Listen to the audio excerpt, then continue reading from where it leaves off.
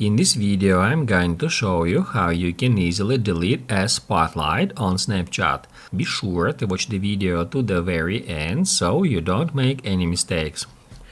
Let's get started, guys, and first off, we need to open up Snapchat app. Once it is done, tap right here at your profile picture to head over to that page. And now here we just need to scroll down until we find Spotlight and Snap Map here.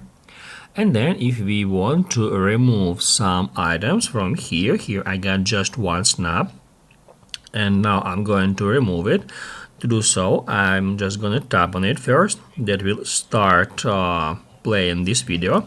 And now to remove it, I'm just going to hit right here at three dots and then select Delete Snap.